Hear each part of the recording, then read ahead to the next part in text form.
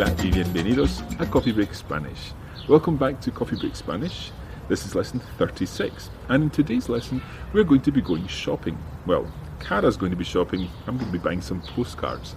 We'll be putting into practice the language that we learned back in lesson 25 and 26. So we hope you find this useful for shopping in a Spanish-speaking country.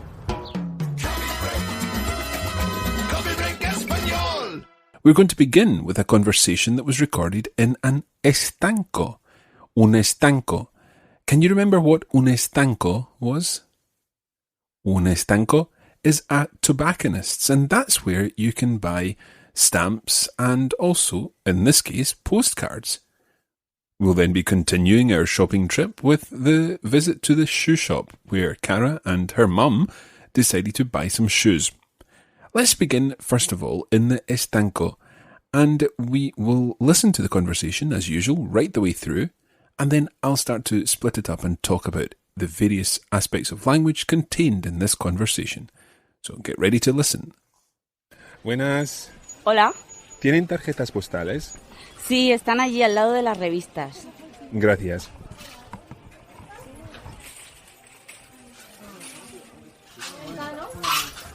Muy bien, ¿quiere usted sobres para las tarjetas? Sí, por favor. ¿Y eso es todo? Necesito también sellos. ¿Para dónde? 1 para Canadá, 2 para Gran Bretaña y 1 para España. Muy bien, ¿necesita algo más? No, ya está. Pues entonces son 4.30 en total. Aquí tiene. Gracias, y aquí tiene la vuelta. Muchas gracias. A usted, que tenga un buen día. So, how much of that did you understand? Hopefully, you picked up quite a few of the words and phrases in that conversation.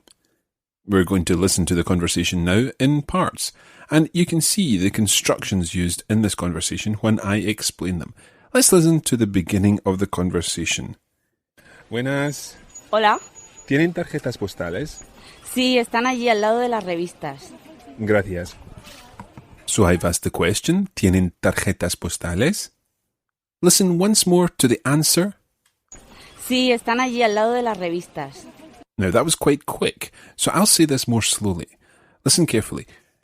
Sí, están allí al lado de las revistas.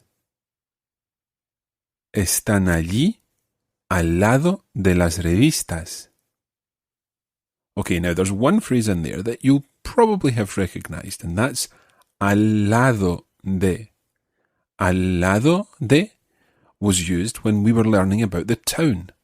For example, el restaurante está al lado del hotel. Can you remember what al lado de means? It's beside. El restaurante está al lado del hotel.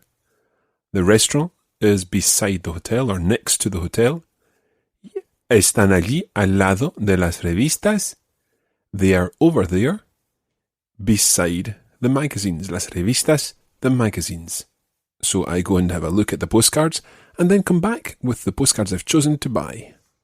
The shop assistant asks me if I would like something for the postcards. Have a listen to this. Muy bien, ¿quiere usted sobres para las tarjetas? Sí, por favor. She asked, ¿Quiere usted sobres para las tarjetas? Un sobre is an envelope. So she's asking me, ¿Quiere usted, do you want, sobres, envelopes, para las tarjetas, for the postcards? She then asks, ¿Y eso es todo? And is that all? And I say that I want something else. I need something else. Have a listen to what I need and see if you can work out exactly what it is that I'm looking for. ¿Y eso es todo? Necesito también sellos. ¿Para dónde? 1 para Canadá, 2 para Gran Bretaña y 1 para España. So I'm looking for sellos.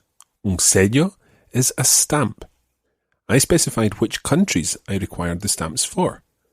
1 para Canadá, 2 para Gran Bretaña y 1 para España. So that should be 1 for Canada, 2 for Great Britain and 1 for Spain. The conversation continues. Muy bien, ¿necesita algo más? No, ya está. Pues entonces son 4.30 en total. So I don't need anything else, and the lady tells me the price. Listen again and see if you can work out how much my postcards and stamps cost. Pues entonces son 4.30 en total. Aquí tiene. Gracias, y aquí tiene la vuelta. Muchas gracias. A usted, que tenga un buen día. 4.30 en total. 4.30, €4.30. We're in Spain, so we're talking in euros. And something else to say is that in Spain, it's quite often to hear the word con used between the number of euros and the number of cents. For example, 4.30 or 8.90. So 8.90, 8.90. That's very common in Spain. As we're finishing the conversation, the lady says, que tenga un buen día. Literally, may you have a nice day. Que tenga un buen día. Have a nice day. Bueno, ya está. That's the whole of conversation number 1. Let's listen again and see how much you understand one last time now that we've gone through the language covered in this conversation. Buenas. Hola. ¿Tienen tarjetas postales? Sí, están allí al lado de las revistas. Gracias.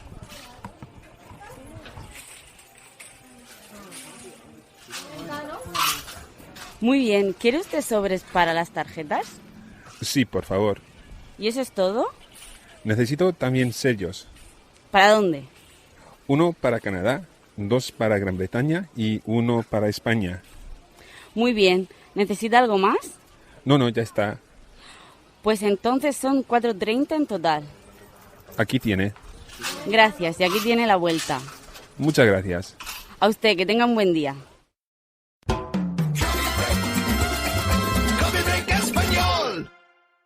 Okay, so it's time now to move on to our second dialogue, another shopping situation. And in this one, it's Cara and her mum going shopping for shoes. Have a listen to the whole dialogue and then we'll be back to go through the language used. Buenos días. Hola, buenos días. ¿En qué puedo ayudarles? Solo estamos mirando. Muy bien, si necesitan algo me lo dicen. Gracias.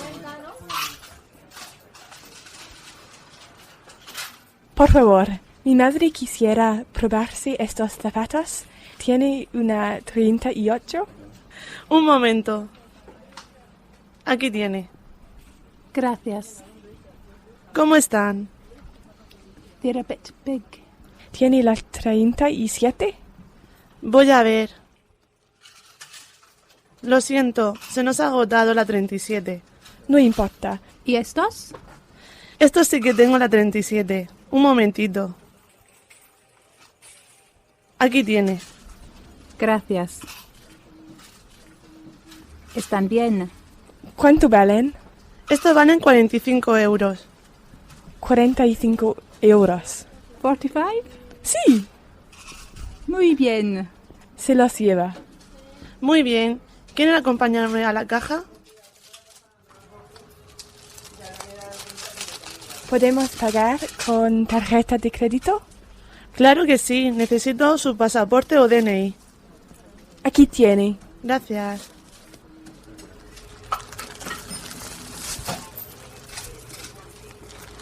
Hola, dígame. So, how was that? Obviously, there was quite a lot in that conversation. Cara and her mum were shopping for shoes, and as you know, Cara's mum doesn't speak a huge amount of Spanish, but she did very well there, and Cara helped. At the beginning of the conversation, Cara and her mum had just gone into the shoe shop and were looking around. Listen to this part.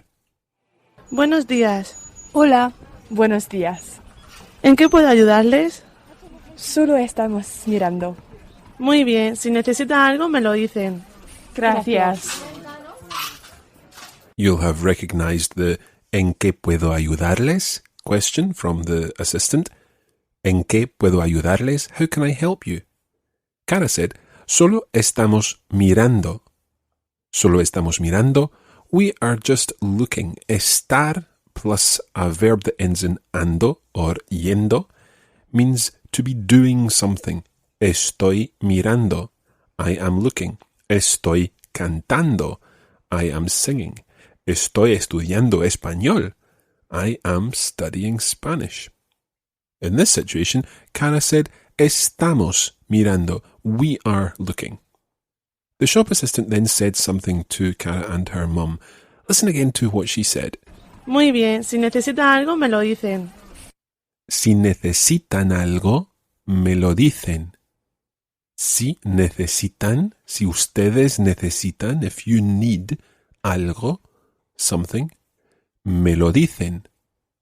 Tell me. Si necesitan algo, me lo dicen. If you need something, tell me. Just say. So Cara and her mum look for some shoes, and when they find a pair that they like, they ask for that pair in the particular size they need. Por favor, mi madre quisiera probarse estos zapatos. ¿Tiene una 38? Un momento. Cara says, mi madre quisiera probarse estos zapatos. Now, un zapato is a shoe. Un zapato, so zapatos. Probarse means to try something on. So, mi madre quisiera, my mother quisiera, would like. Mi madre quisiera probarse, to try on, estos zapatos, these shoes. Try saying that whole sentence. Mi madre quisiera probarse estos zapatos.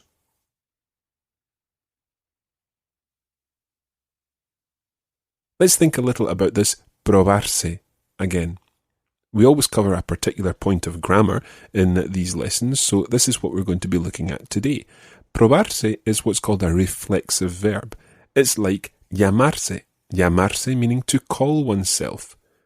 So probarse is kind of like saying to try oneself, to try something onto oneself. When we talk about I am called or I call myself, we say me llamo. And when someone else is calling him or herself, you say se llama. So I call myself Mark, me llamo Mark. Cara calls herself Cara. Se llama Cara. So the me is used for me, for myself, and se for himself or herself. So when Cara's talking about her mum, she's saying probarse. She wants to probarse estos zapatos. If I want to say, I would like to try these shoes on, I would say, quisiera probarme estos zapatos. Quisiera probarme estos zapatos. Try saying that. Quisiera probarme estos zapatos.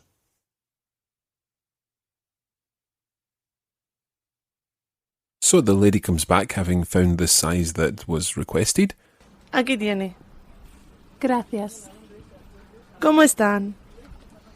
They're a bit big. ¿Tiene la 37? Voy a ver. So obviously the size 38 is a little big for Cara's mum. She needs a smaller size. So Cara asks, ¿Tiene la 37? Do you have the 37? And the shop assistant says, Voy a ver. Voy a ver. I'm going to see, literally. I'll go and have a look. The word ver, which is spelled V-E-R, means to see, and it's often combined with a in the phrase a ver. A ver. Now, it's quite easy to get this mixed up with another word in Spanish, a ver, which sounds exactly the same, but is spelled H-A-B-E-R. And that is one of the verbs used for to have. It's normally used in the sense of to have done something. It's quite easy to get mixed up between these two. But just think of a ver when it's used in that sense as, let's see, a ver, like that. And in this case, the girl said, voy a ver. I'm going to see, I'm going to have a look. So let's see if they do have a size 38 in that particular shoe. Lo siento, se nos ha agotado la 37. No importa. Listen again. Lo siento, se nos ha agotado la 37. No importa. Now that's quite a mouthful there. However, it's important to realise that even if you didn't understand what followed, you would understand lo siento and indeed the tone of her voice. She doesn't have them.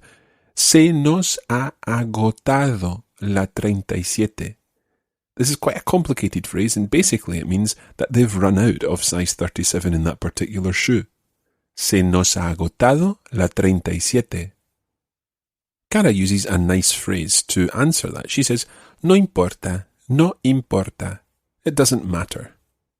Cara's mum then finds another pair of shoes and she says, ¿Y estos? What about these ones? ¿Y estos? Estos sí que tengo la 37. Un momentito. Aquí tiene. Gracias. Están bien. The shop assistant says, Estos sí que tengo en la 37. These ones I do have in the 37. Sí que is used for emphatic purposes. Sí que tengo. Yes, I do have that one in a 37. And the size 37 fits. Están bien. But will the price fit as well as the size? ¿Cuánto valen? Estos valen 45 euros. 45 euros. 45? Sí, Muy bien. se los lleva. Cara asked the question, ¿Cuánto valen? ¿Cuánto valen? And this is an alternative way of asking how much something costs. She could have said, ¿Cuánto cuestan? But ¿cuánto valen? Is an alternative. You can use them interchangeably. ¿Cuánto valen? And they were 45 euros. 45 euros, as Cara's mum rightly pointed out. Cara then said, she'll take them. Se los lleva. Se los lleva. Now that's quite a tricky construction there. Literally, it means to herself, them, she takes or she carries. Se los lleva. She'll take them. If you want to say, I'll take them, you would say, me los llevo. Llevo, because it's the I part of the verb. Just like me llamo. Me llamo, I call myself. Me los llevo, to me or to myself. Them I take. I'll take them. Me los llevo. And perhaps just to confuse things a little further, los, because we're talking about los zapatos. And they're masculine plural. Me los llevo. Please don't worry about this. I'm just trying to give you that little bit of extra information. Muy bien. ¿Quieren acompañarme a la caja? So the shop assistant says, ¿Quieren acompañarme a la caja? Literally, do you want to accompany me to the checkout? Listen to the final part of the conversation. ¿Podemos pagar con tarjeta de crédito? Claro que sí. Necesito su pasaporte o DNI. Aquí tiene. Gracias. Cara asked, ¿Podemos pagar con tarjeta de crédito? Can we pay by credit card? And the lady said, necesito su pasaporte o DNI. So, I need your passport or su DNI. DNI stands for Documento Nacional de Identificación, your national identification document. Okay, so there really is quite a lot in that conversation. We're going to listen to it one more time before we finish off for this podcast. Buenos días. Hola. Buenos días. ¿En qué puedo ayudarles? Solo estamos mirando. Muy bien. Si necesitan algo, me lo dicen. Gracias. Por favor, mi madre quisiera probarse estos zapatos. ¿Tiene una 38? Un momento. Aquí tiene. Gracias. ¿Cómo están? They're a bit big. ¿Tiene la 37? Voy a ver. Lo siento, se nos ha agotado la 37. No importa. ¿Y estos? Estos sí que tengo la 37. Un momentito. Aquí tiene. Gracias. Están bien. ¿Cuánto valen? Estos valen 45 euros. 45 euros. 45? Sí, Muy bien. se los lleva. Muy bien. ¿Quieren acompañarme a la caja? ¿Podemos pagar con tarjeta de crédito? Claro que sí. Necesito su pasaporte o DNI. Aquí tiene. Gracias.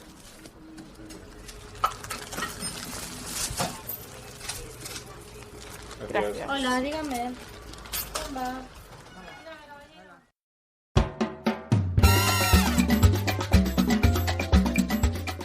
And that's where we're going to leave it today for this edition of Coffee Break Spanish. Thanks for joining us, and we hope it's been useful. You can join the Coffee Break Spanish community on Facebook at facebook.com/coffeebreakspanish and follow @LearnSpanish on Twitter. Muchas gracias y hasta pronto.